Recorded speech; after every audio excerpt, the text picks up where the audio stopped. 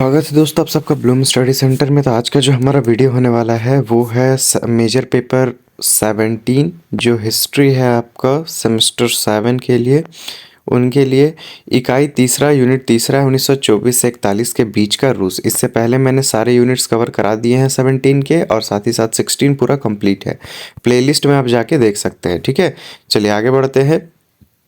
किन किन टॉपिक्स को पढ़ना है? स्टालिन की भूमिका, कम्युनिस्ट पार्टी में सत्ता के लिए संघर्ष, पंचवर्षीय योजना और उसकी सफलता, स्टालिन की विदेश नीति।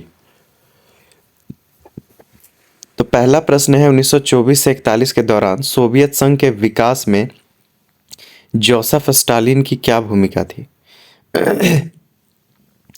तो 1924 में लेनिन जो था उसकी मृत्यु के बाद स्टालिन सत्ता में आता है। उनकी भूमिका को निम्नलिखित मुख्य बिंदु से समझा जा सकता है।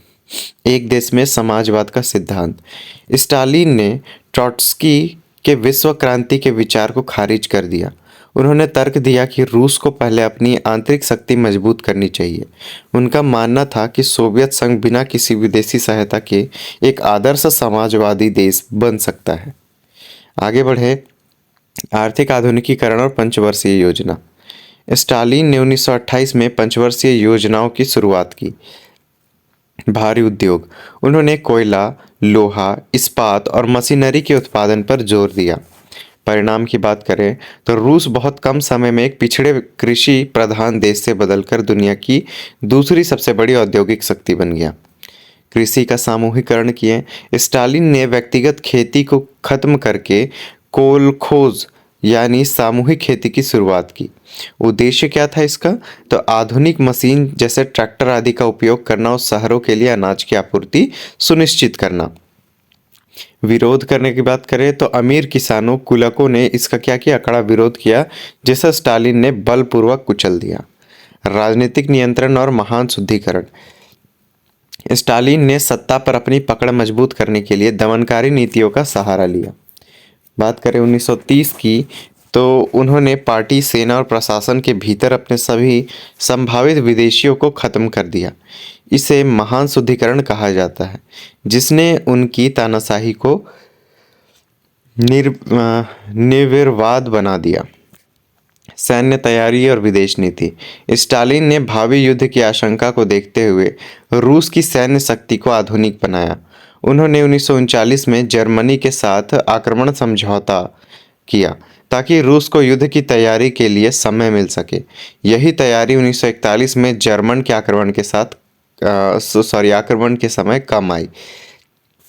निष्कर्ष की बात करें तो संक्षेप में स्टालिन की भूमिका एक लौह पुरुष की थी, जिन्होंने रूस को एक आधुनिक औद्योगिक और सैन्य महाशक्ति बनाया, लेकिन इसके लिए रूसी जनता को भारी मानवाधिकारों के हनन और कठोर अनुशासन की कीमत चुकानी पड़ी। लेनिन की मृत्यु के बाद सोवियत संघ की कम्युनिस्ट पार्टी के सत्ता के लिए हुए संघर्ष के कारणों और चरणों का सविस्तार वर्णन कीजिए। ये दूसरा प्रश्न है कि जब लेनिन का मृत्यु हुआ तो सोवियत संघ की जो कम्युनिस्ट पार्टी है उसका सत्ता के लिए कैसे संघर्ष हुआ था। 1924 में व्लादिमीर लेनिन ने की मृत्यु ने सोवियत संघ में एक नेतृत्व का शून्य पैदा कर दिया। लेनिन ने किसी को अपना उत्तराधिकार घोषित नहीं किया था, जिसके परिणामस्वरूप पार्टी के शीर्ष नेताओं के बीच एक लंबा कड़वा सत्ता संघर्ष चला। संघर्ष के मुख्य कारण क्या थे? वैचारिक मतभेद। मुख्य संघर्ष लियोन ट्रॉट्स्की के निरंतर क्रांति, विश्व में क्रांति फैलाना, और जोसेफ स्टालिन के एक देश में समाजवाद, पहले रूस को मजबूत करने के बीच था। दो विचारधारा था, एक क्या था? विश्व में क्रांति फैलाना, एक क्या था? पहले रूस को मजबूत करना। लेनिन की वसीयत। लेनिन ने अपनी वसीयत में स्टालिन के क्रूर स्वभाव की आलोचना की थी और उन्हें महासचिव पद से हटाने का सुझाव दिया था, जिसे स्टालिन ने चतुराई से दबा दिया। संगठनात्मक शक्ति। स्टालिन के पास पार्टी के महासचिव के रूप में नियुक्तियों की शक्ति थी, जबकि ट्रॉट्स्की के पास केवल बौद्धिक और सैन्य लोकप्रियता थी। संघर्ष के प्रमुख चरण देखें तो तिकड़ी का निर्माण। स्टालिन ने महसूस किया कि ट्रॉट्स्की उनके लिए सबसे बड़ा खतरा है, इसलिए उन्होंने पार्टी के दो अन्य प्रभावशाली नेता कामेनेव, ठीक है, कामेनेव और जिनोविएव के साथ मिलकर एक तिकड़ी बनाई। इस गुट ने ट्रॉट्स्की को पार्टी में अलग थलग करने के लिए उनकी पिछली गलतियों और लेनिन के साथ पुराने विवादों को उछाला। ट्रॉट्स्की का पतन।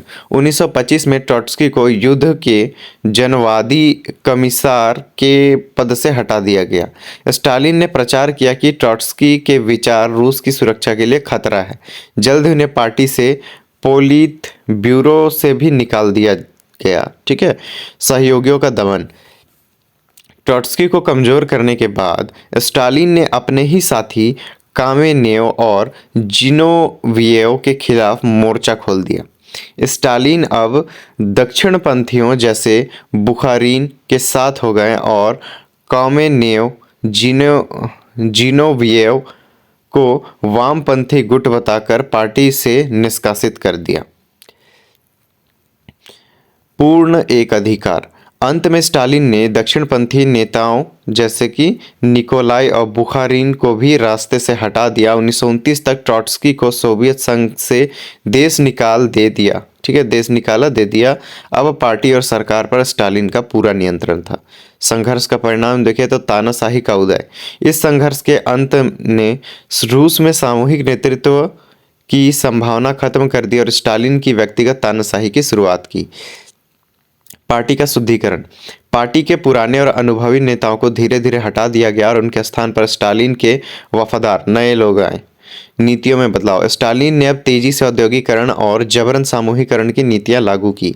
निष्कर्ष की बात करें तो सत्ता का यह संघर्ष केवल दो पदों की लड़ाई नहीं थी, बल्कि सोवियत संघ के भविष्य की दिशा का संघर्ष था।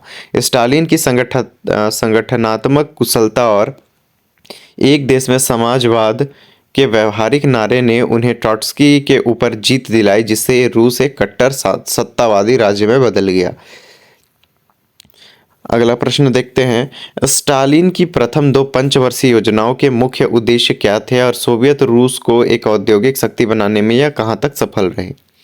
मुख्य उद्देश्य समझे तो क्या था? तीव्र औद्योगिकरण। रूस को एक पिछड़े कृषि प्रधान देश से आधुनिक औद्योगिकरण राष्ट्र में बदलना था। पश्चिमी पूंजीवाद देशों पर निर्भरता कम करना और सैन्य शक्ति को मजबूत करना था। उद्देश्य क्या था? आत्मनिर्भरता। समाजवाद व सुदृढ़ीकरण।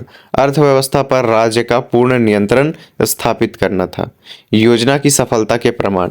उत्पादन में भारी वृद्धि होती है। 1928 से 37 के बीच कोयला, स्टील, लोहा और तेल के उत्पादन में 3 से 4 गुना वृद्धि हुई। नए औद्योगिक शहरों का उदय देखें तो यूराल पर्वत जैसे दुर्गम क्षेत्रों में मैग्निटोगोर्स्क जैसे विशाल स्टील शहरों का निर्माण हुआ। बुनियादी ढांचा। बड़े बांध जैसे नहरें और रेलवे लाइनों का जाल बिछाया गया, जिससे परिवहन सुगम हुआ। आर्थिक स्थिरता की बात करें तो 1929 में पूरी दुनिया महान मंदी, बोले तो महामंदी जो था, की चपेट में था। तब सोवियत रूस की अर्थव्यवस्था तेजी से विकास कर रही थी। सफलता की मानवीय कीमत। सामूहिकरण। खेती को जबरन सरकारी नियंत्रण में लेने से 1932 से 33 में भीषण अकाल पड़ा, जिसमें लाखों लोग मारे गए। श्रमिकों की स्थिति। औद्योगिक लक्ष्य पूरा करने के लिए श्रमिकों पर बहुत दबाव था और उनके रहने की स्थिति काफी कठिन थी। निष्कर्ष की बात करें तो स्टालिन की पंचवर्षीय योजना आर्थिक दृष्टि से अत्यंत सफल रही। इन्हीं योजनाओं की बदौलत रूस 1941 में जर्मनी के आक्रमण, बोले तो द्वितीय विश्व युद्ध का सामना करने में अंततः उसे हराने में सक्षम हो सका। 1940 तक रूस दुनिया की दूसरी सबसे बड़ी औद्योगिक शक्ति बन चुका था। अगला प्रश्न देखें तो 1924 से 41 के बीच स्टालिन की विदेश नीति के मुख्य सिद्धांतों की विवेचना कीजिए। क्या यह सोवियत संघ की सुरक्षा सुनिश्चित करने में सफल रहा या नहीं? समझते हैं विदेश नीति के मुख्य चरण और सिद्धांत। एक देश में साम्राज्यवाद। स्टालिन ने ट्रॉट्स्की की विश्व क्रांति के विचार को त्याग कर पहले रूस को आंतरिक रूप से मजबूत करने पर ध्यान दिया। उनकी विदेश नीति का प्राथमिक लक्ष्य सोवियत संघ की सुरक्षा और आर्थिक विकास था। पश्चिमी देशों के साथ संबंध की बात करें तो शुरुआत में रूस ने ब्रिटेन और फ्रांस जैसे देशों के साथ कूटनीतिक संबंध स्थापित किए ताकि व्यापार और तकनीक हासिल की जा सके। 1934 में सोवियत संघ लीग ऑफ नेशंस का सदस्य बना। सामूहिक सुरक्षा की बात करें तो 1930 के दशक में जर्मनी में हिटलर और इटली के मुसोलिनी के उदय के बाद स्टालिन ने फासीवाद को रोकने के लिए पश्चिमी लोकतंत्र के साथ गठबंधन की कोशिश की। महत्वपूर्ण मोड़ बोले तो नाजी सोवियत समझौता। जब पश्चिमी देशों जैसे कि ब्रिटेन, फ्रांस ने हिटलर के खिलाफ रूस के साथ एक सैन्य गठबंधन करने में देरी की तो स्टालिन ने अचानक जर्मनी के साथ नाजी सोवियत आक्रमण समझौता कर लिया। ठीक है, अब किसके साथ स्टालिन मिल गया है, सोवियत संघ किसके साथ मिल गया है, तो वो मिल गया है नाजी पार्टी के साथ, मतलब हिटलर के साथ में। इसका उद्देश्य तो को टालना और रूस को सैन्य तैयारी के लिए समय देना था। इसके गुप्त हिस्से के तहत पोलैंड और बाल्टिक देशों को रूस और जर्मनी के बीच बांट लिया गया। विदेश नीति की सफलता का मूल्यांकन। सफलता की बात करें तो स्टालिन ने रूस की सीमाओं का विस्तार किया, बाल्टिक राज्य और पूर्वी पोलैंड, और 1941 तक रूस को सीधे युद्ध से दूर रखा। इस समय का उपयोग उद्योगों को मजबूत करने और हथियारों के उत्पादन में किया गया। विफलता की बात करें तो स्टालिन को हिटलर पर बहुत अधिक भरोसा था कि वह जल्द ही आक्रमण नहीं करेगा। 22 जून 1941 को जब जर्मनी ने ऑपरेशन बारबारोसा के तहत हमला किया तो रूस पूरी तरह तैयार नहीं था और उसे शुरुआती दौर में भारी नुकसान उठाना पड़ा।